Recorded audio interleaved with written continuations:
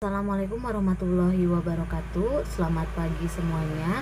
Semoga kita selalu diberikan kesehatan untuk melakukan aktivitas pembelajaran hari ini.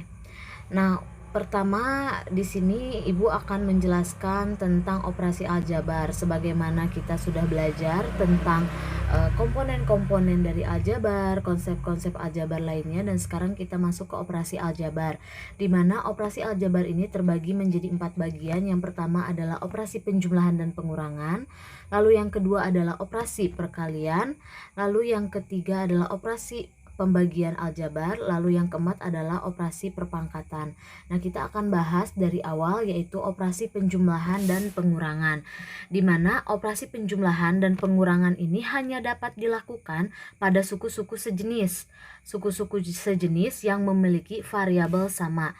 Misalkan di sini ada contoh 1, menyederhanakan aljabar. Nah, di sini soalnya sederhanakanlah bentuk aljabar berikut kan. 2x ditambah 3y ditambah 7x dikurangi 2y. Nah, yang pertama kita lakukan adalah mengurutkan suku yang sejenis. Suku yang sejenis adalah yang memiliki variabel sama. Di antara 2x, 3y, 7x, lalu juga 2y, mana yang memiliki suku atau variabel yang sama? Yaitu berarti 2x lalu juga 7x. Akhirnya kita tulis 2x ditambah 7x. Setelah itu kita tulis 3y dikurangi 2y. Nah, kita kasih tanda kurung, berarti di situ kurung buka kurung tutup untuk menandai bahwa 2x ditambah 7x itu yang bisa dioperasikan pertambahan, dan juga 3y dikurangi 2y itu bisa dioperasikan, sehingga menjadi 2x ditambah 7x sama dengan 9x, lalu 3y dikurangi 2y sama dengan y. Kalau misalkan Ibu kasih contoh ibaratnya, x itu kita ibaratkan apel. 2 apel ditambah 7 apel menjadikan 9 apel. Berarti di sini 9x. Dan di sini juga sama, ketika y kita ibaratkan jeruk, berarti 3y 3 jeruk dikurangi 2 jeruk, tinggal berapa jeruk? Berarti 1 jeruk. Nah, jadi operasi penjumlahan dan pengurangan itu hanya bisa dilakukan suku-suku yang sejenis atau misalkan variabelnya sama gitu. Kalau misalkan ibaratkan Ibu bilang gini, 2x ditambah 3y bisa nggak jadi 5x? Kan nggak bisa. Masa 2 apel, misalkan 2 apel ditambah 3 jeruk, masa jadi 5 apel? Kan nggak bisa. Nah, di sini analoginya berarti penjumlahan dan pengurangan pada aljabar hanya bisa dilakukan dengan variabel yang sejenis. Nah, masuk ke operasi perkalian ya. Di sini operasi perkalian contoh pertama dengan konstanta. Konstanta tuh ingat kalau misalkan ada contoh soal misalkan perlu diingat lagi kalau misalkan ada bentuk aljabar 5y ditambah 3, y di sini adalah variabel, 5 di sini adalah koefisien, dan 3 di sini adalah konstanta, sehingga ketika 2y dikali 3 tinggal kita kalikan saja 2-nya ini dengan 3. Berapa 2 kali 3? Yaitu 6. Maka setelah itu 6 tulis lagi variabelnya, jadi 6y, tinggal mengalikan saja angkanya gitu. Nah, untuk bagian B, 3y ditambah x gitu ya dikali 4, kita berarti kalikan 3y ini dengan 4, 3y dikali 4, lalu ditambah operasi penghubungnya adalah pertambahan x dikali 4, yang jadinya 3y dikali 4 tinggal kita kalikan saja angkanya menjadi 12y ditambah x dikali 4 menjadi 4x. Kalau ada misalkan 10 dikali y berarti menjadi 10y gitu ya. Nah, untuk bagian C-nya berarti 3yz dikali 7, kita kalikan yang angkanya ini 7 kali 3 berapa? 21. Lalu kita tulis lagi variabelnya yang ada yaitu y dengan z, jadi 21yz. Untuk contoh kedua yaitu perkalian dengan variabel, jadi karena sesama variabel. Nah, di sini ketika y dikali y itu menjadi y kuadrat gitu ya. Kalau misalkan kita ibaratkan akan masuk ke dalam bilangan berpangkat, sebenarnya nanti kita akan belajar di kelas 9. Kalau kita tulis Y di sini tuh ada pangkat 1, lalu dikali Y juga pangkat 1. Ketika ini Y ini disebut basis dalam perpangkatan. Ketika basisnya sama gitu kan ya, operasinya perkalian, maka pangkatnya ditambah.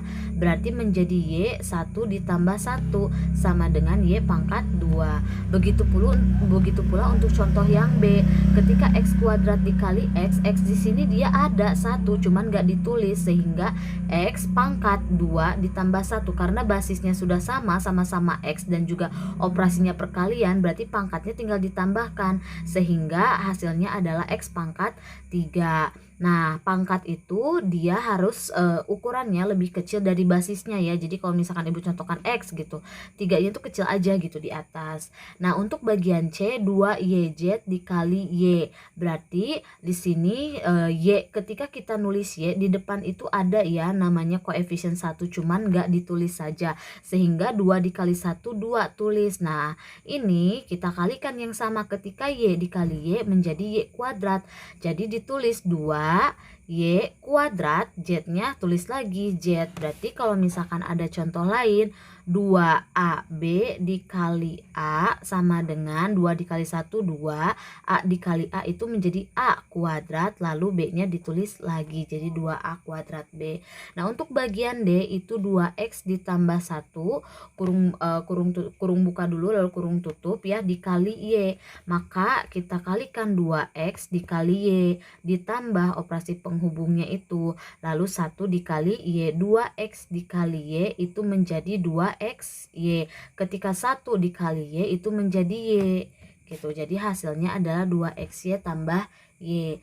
Nah, untuk bagian yang ketiga, operasi pembagian ya, pembagian variabel dengan konstanta, kita merubah dulu ke bentuk pecahan. Dimana kalau misalkan ada contoh ini ya, 3X dibagi 3, 3 itu kan sama dengan 1 ya. Kalau karena kenapa Bu 3 itu sama dengan 3/1? Karena ketika misalkan 3 ubah ke bentuk pecahan itu menjadi 3/1 karena dia hasilnya masih sama tapi cuman beda bentuk saja.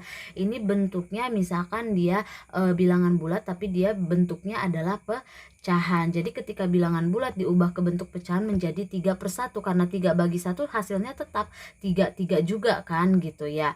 Nah, setelah itu karena kan ini sistemnya pembagian, setelah itu kita ubah ke kali. Nah, kalau diubah ke kali sebagaimana kita sudah pelajari sebelumnya, itu dalam pecahan penyebut jadi pembilang, pembilang jadi penyebut. Akhirnya 3X dikali yang tadinya 3/1 jadi 1/3. Setelah itu berarti 3X kali 1 itu sama dengan 3X lalu per 3. Nah, artinya 3 bagi 3 berapa? 1. Ketika 1 dikali X hasilnya X gitu ya. Nah, untuk contoh 2 pembagian variabel dengan variabel ya. Jadi di sini ada 3X per X. Variabelnya itu X dan X ya. Penyebut dan pembilangnya sama.